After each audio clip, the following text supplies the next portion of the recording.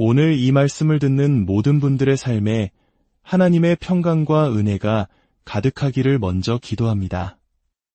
이 이야기가 당신의 마음에 울림을 주고 혹 당신 곁에 이 말씀이 필요한 누군가가 떠오른다면 주저하지 말고 이 은혜를 나누어 주십시오. 하나님의 사랑을 전하는 가장 아름다운 방법이 될 것입니다. 매일 아침 눈을 뜰 때 당신의 마음속에 가장 먼저 떠오르는 생각은 무엇입니까? 어제의 무거운 짐인가요? 아니면 앞으로 해내야 할 산더미 같은 일들인가요? 혹은 침대에서 채 벗어나기도 전에 당신을 옥죄어 오는 걱정과 근심들인가요? 많은 사람들에게 아침은 하루가 시작되기도 전에 치러야 하는 전쟁과도 같습니다. 알람 소리가 울리자마자 머릿속은 온갖 책임감과 걱정, 그리고 세상의 소음으로 가득 차버립니다. 하지만 만약 매일 아침 당신의 마음에 들이는 첫 번째 생각이 그날 하루 전체를 바꿀 수 있는 힘을 가지고 있다면 어떨까요? 성경은 우리에게 이렇게 약속합니다. 주께서 심지가 견고한 자를 평강하고 평강하도록 지키시리니 이는 그가 주를 신뢰함이니이다. 그렇습니다.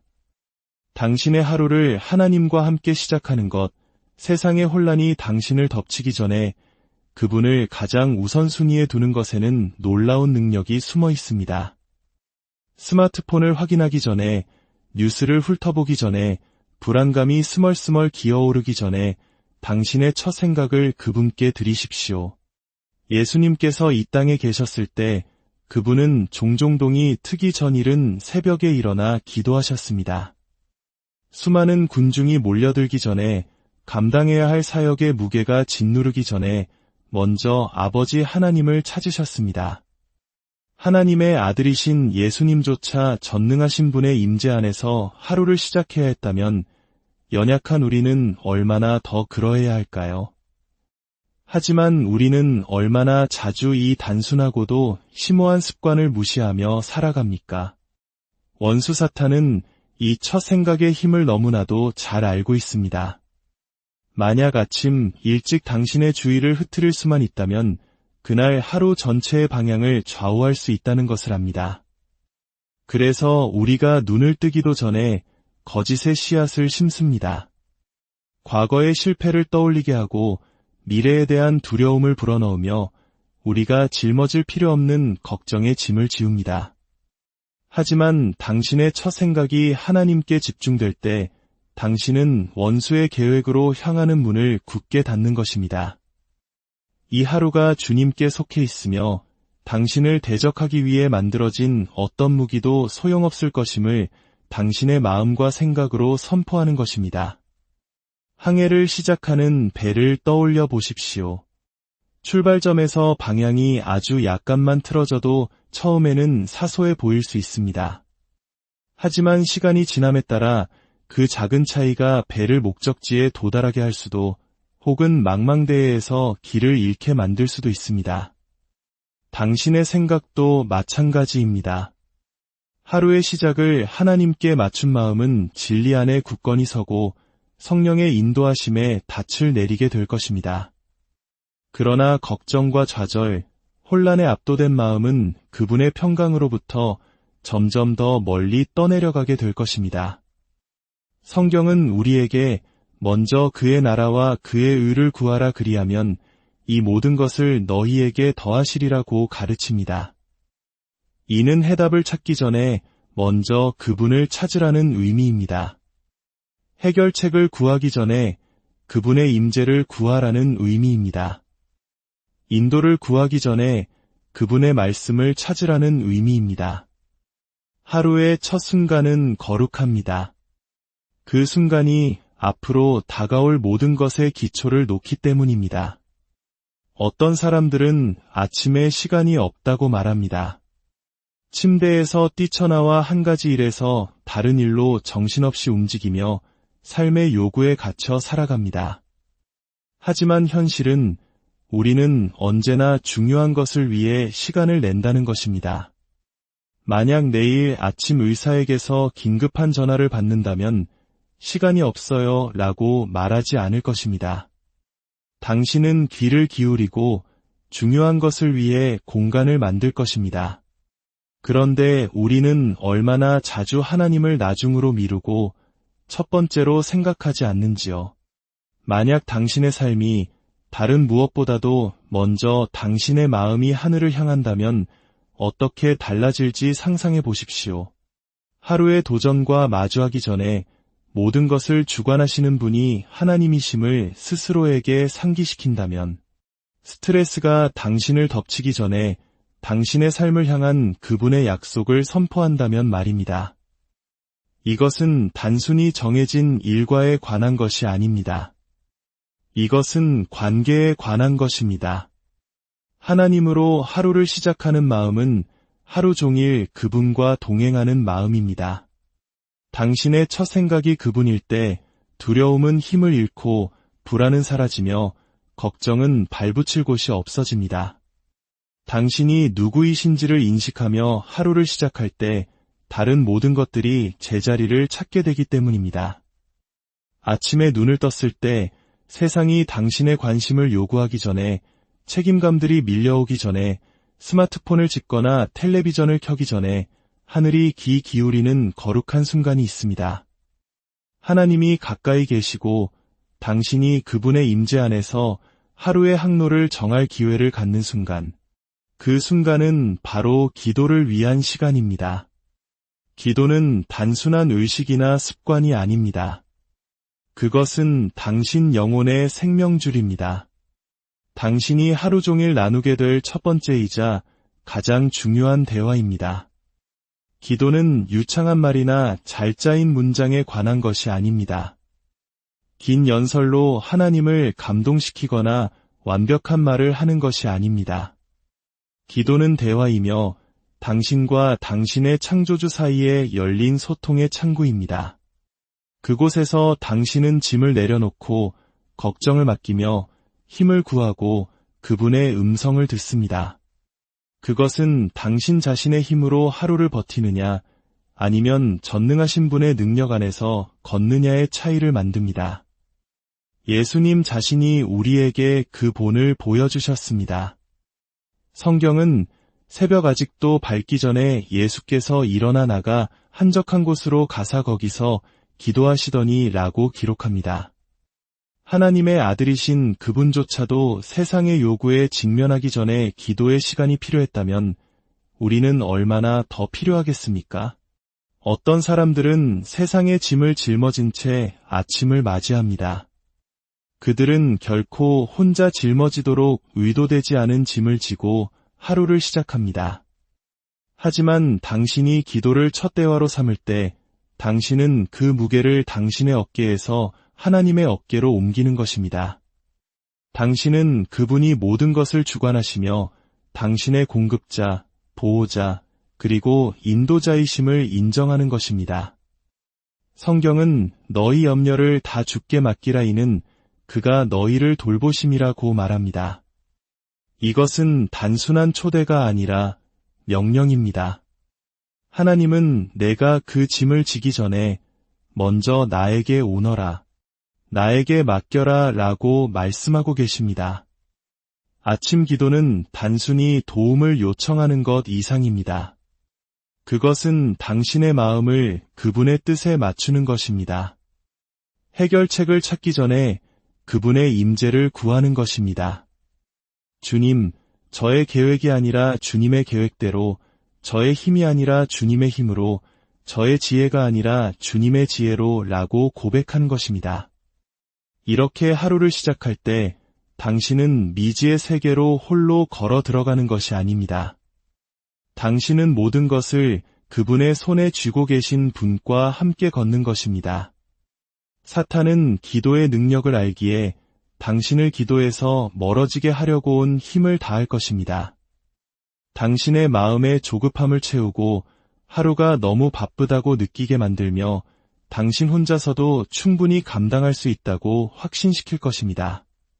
하지만 진실은 기도 없는 하루는 방향 없는 하루이며 원수의 공격과 세상의 유혹, 그리고 어떤 위로도 없이 쌓여만 가는 삶의 짐에 취약한 하루라는 것입니다.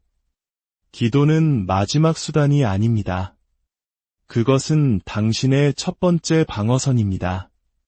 그곳에서 당신은 하나님의 약속으로 무장하고 모든 이해를 뛰어넘는 평강을 얻으며 당신이 결코 혼자가 아님을 다시금 깨닫게 됩니다. 어떤 이들은 무엇을 기도해야 할지 모르겠다고 말합니다. 하지만 기도는 완벽함에 관한 것이 아니라 임재에 관한 것입니다. 정직함과 겸손, 그리고 믿음을 가지고 있는 모습 그대로 하나님께 나아가는 것입니다. 당신의 말이 많든 적든, 속삭이든 부르짖든, 해답을 가졌든 질문만 가득하든 그분은 들으시고 귀 기울이시며 응답하십니다. 아침에 눈을 뜨면 우리 몸은 영양분을 갈망합니다. 몇 시간의 휴식 후에 우리는 허약하고 피곤하며 배고픔을 느낄 수 있습니다. 그래서 많은 사람들이 에너지를 회복하기 위해 가장 먼저 음식을 찾습니다. 하지만 당신의 몸에 영양이 필요하듯 당신의 영혼에도 영양이 필요합니다. 당신 안에는 이 세상 어떤 것으로도 채울 수 없는 갈망, 오직 하나님의 말씀만이 채울 수 있는 영적인 굶주림이 있습니다. 성경은 단순한 책이 아닙니다. 그것은 하나님의 살아있는 숨결이며 당신을 지탱하고 강하게 하는 살아있는 진리입니다. 그것은 당신의 영혼이 의지하도록 창조된 양식입니다. 그것 없이는 당신은 영적으로 굶주리고 하루를 살아가는 데 필요한 지혜와 힘, 그리고 방향을 잃게 될 것입니다. 예수님께서는 사람이 떡으로만 살 것이 아니요 하나님의 입으로부터 나오는 모든 말씀으로 살 것이라고 선언하셨습니다. 이는 육체적 양식만으로는 충분하지 않다는 것을 분명히 하신 것입니다. 인간 마음의 더 깊은 필요는 하나님의 말씀이라는 진리입니다. 음식은 몇 시간 동안 당신의 몸을 유지시켜줄 수 있지만 하나님의 말씀은 당신의 영혼을 영원히 지탱합니다. 이것이 바로 영적으로 약하고 지친 채 삶을 살아가는 것과 어떤 시련이 닥쳐와도 진리 안에 굳게 서는 것의 차이입니다. 많은 사람들이 영적으로 영양실조 상태로 인생을 살아갑니다. 그들은 왜 길을 잃었다고 느끼는지, 왜 불안이 그들을 삼키는지, 왜 두려움과 의심이 그토록 빨리 뿌리 내리는지 궁금해합니다. 하지만 그들이 마지막으로 하나님의 말씀을 먹은 것이 언제였을까요? 그분의 약속을 붙들고 마음 깊이 심은 것이 언제였을까요? 그것은 며칠 동안 음식을 먹지 않고 버티려는 것과 다르지 않습니다. 영양분 없이 오래 버틸수록 당신은 더 약해집니다. 영혼도 마찬가지입니다. 매일 성경을 읽는 시간 없이는 당신의 믿음은 흔들리고 평강은 줄어들며 삶의 도전을 견뎌낼 능력은 약해집니다. 성경은 하나님의 지혜로 가득 차 있으며 매일을 살아가는데 필요한 바로 그 지침을 담고 있습니다. 세상이 자신의 기준으로 당신을 규정하려 할 때 그것은 당신이 누구인지를 정의해 줍니다. 의심이 스며들 때 하나님의 사랑을 상기시켜 줍니다. 환경이 당신을 흔들 때 믿음을 강하게 합니다. 혼란이 당신을 둘러쌀 때 당신의 발의 등이 되고 길의 빛이 되어 진리로 당신을 인도합니다. 원수는 하나님의 말씀의 능력을 알기에 당신을 그것으로부터 떼어놓으려고 끊임없이 일합니다. 당신의 일정을 방해물로 채우고 시간이 없다고 설득하거나 이미 충분히 알고 있다고 믿게 만듭니다. 하지만 하나님의 말씀 없이는 당신은 취약합니다. 유혹이 닥칠 때 맞서 싸울 검이 없을 것입니다. 시련이 올 때 굳건히 설 기초가 없을 것입니다. 거짓말이 당신의 마음에 속삭일 때 그것들을 잠재울 진리가 없을 것입니다. 예수님께서는 광야에서 사탄에게 시험받으셨을 때 본을 보이셨습니다. 원수가 그를 속이려 할 때마다 그분은 성경 말씀으로 응수하셨습니다. 논쟁하거나 이성적으로 따지지 않으셨습니다. 그분은 하나님의 말씀을 선포하셨고 원수는 그분 앞에서 아무런 힘도 쓰지 못했습니다. 이것이 바로 말씀의 능력입니다. 그것은 단순한 정보가 아니라 무기입니다. 그것은 당신의 손에 쥐어진 하나님의 권위 바로 그것입니다. 당신이 말씀을 알 때 쉽게 속지 않을 것입니다. 당신이 말씀대로 살 때 쉽게 흔들리지 않을 것입니다. 매일 아침 눈을 뜰 때 당신은 기회와 도전, 그리고 불확실성으로 가득한 새로운 날로 들어섭니다. 당신은 계획과 일정, 그리고 달성할 목표를 세웠을지 모릅니다. 하지만 아무리 신중하게 준비하더라도 당신의 통제를 벗어나는 일들은 항상 있을 것입니다. 열릴 것이라 기대했던 문이 닫힐 수 있고 진전을 바라던 때에 지연이 찾아올 수 있으며 순탄할 것이라 생각했던 길에 예상치 못한 장애물이 나타날 수 있습니다. 그런 순간의 중요한 질문은 어려움에 직면할 것인가가 아니라 당신의 계획을 하나님의 손에 맡길 만큼 충분히 그분을 신뢰할 것인가 하는 것입니다. 내려놓음, 즉 순종은 약함의 표시가 아니라 믿음의 행위입니다. 그것은 하나님, 저는 제 자신보다 주님을 더 신뢰합니다. 저의 이해보다 주님의 지혜를 더 신뢰합니다. 저의 조급함보다 주님의 때를 더 신뢰합니다. 라고 말하는 결단입니다. 성경은 우리에게 말합니다. 너는 마음을 다하여 여호와를 신뢰하고 내 명철을 의지하지 말라. 너는 범사에 그를 인정하라. 그리하면 내 길을 지도하시리라. 이것이 하나님의 약속입니다. 그분은 당신에게 모든 것을 혼자 해결하라고 요구하지 않으십니다. 그분은 당신이 최선이라고 생각하는 것을 내려놓고 그분이 당신을 이끌도록 허락할 만큼 충분히 그분을 신뢰하라고 요구하고 계십니다. 베드로라는 어부의 이야기가 있습니다. 그는 밤새도록 고기를 잡았지만 아무것도 얻지 못했습니다. 지치고 좌절하여 포기할 준비가 되어 있었습니다. 그때 예수님께서 그에게 말씀하셨습니다. 깊은 데로 가서 그물을 내려 고기를 잡으라. 베드로의 관점에서는 말이 되지 않았습니다. 그는 이미 시도했고 실패했습니다.